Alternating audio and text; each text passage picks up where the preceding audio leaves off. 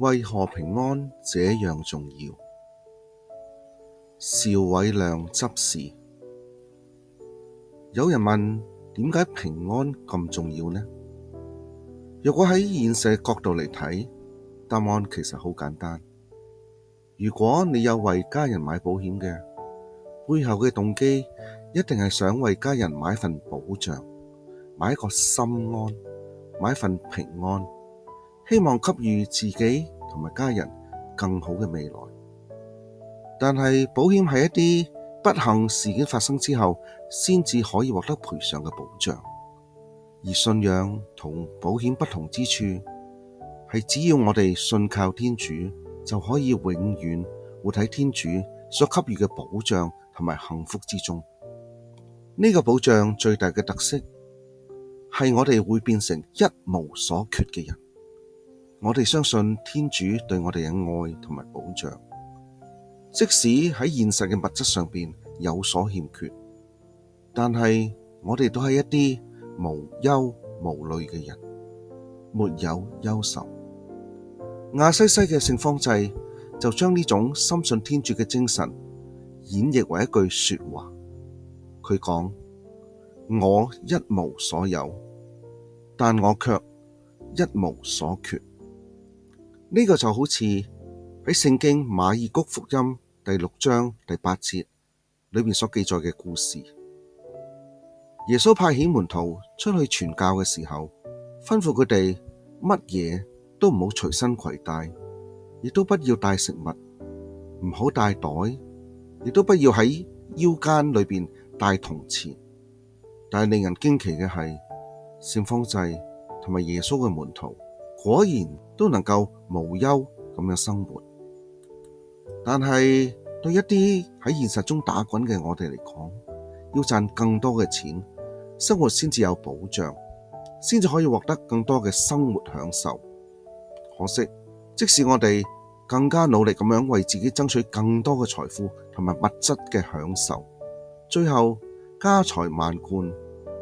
但係就未能夠保障自己嘅健康，確保事事如意，甚至我哋可唔可以活得過明天，我哋都不能夠掌握。可見人想靠自身嘅努力得到平安嘅保障，實在係天方夜譚。正因為係咁樣，好多人都係活喺各種壓力同埋不安之中，受到心靈嘅困擾、精神上嘅痛苦，而呢啲困擾同埋痛苦亦都變得越嚟越普遍。幸運嘅係，聖經話俾我哋聽，真正嘅平安其實係可以喺倚靠天主嘅時間得到嘅，而且天主所賜予嘅平安會係更加全面嘅。就好似天主經裏邊提到，天主會照顧同埋俾我哋日用嘅食糧，亦都會保障我哋脫離一切兇惡。作為一個基督徒，當我哋有咗天主所賜予我哋嘅呢啲承諾，就更加能夠體會到聖詠第23章裏邊所講嘅：縱使我應走過陰森的幽谷，我不怕兇險，因你與我同在。對於以上經文，我都有深切嘅體會，因為我曾經患有極嚴重嘅腰患，有可能要一世都要瞓床，亦都係曾經喺工作上承受過極大嘅壓力，有被辭退同埋破產嘅危機。但係透過對天主嘅信賴，以上種種嘅困難都變成咗我生命中最寶貴嘅經歷，亦都係最大嘅祝福。我自自然然地都變成咗一個常歡樂、不斷祈禱、事事感謝嘅人。各位兄弟姊妹，如果基督真係與我哋同在，我絕對相信我哋真係可以懷住平安同喜樂嘅心去過每一天，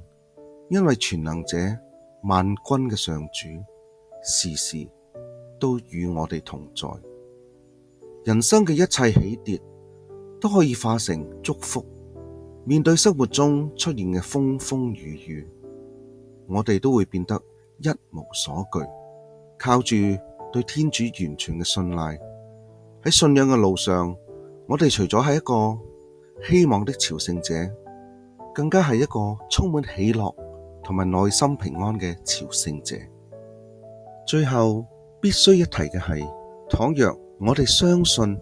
並且跟隨基督善牧，我哋不但會得到今世嘅平安，更加會獲得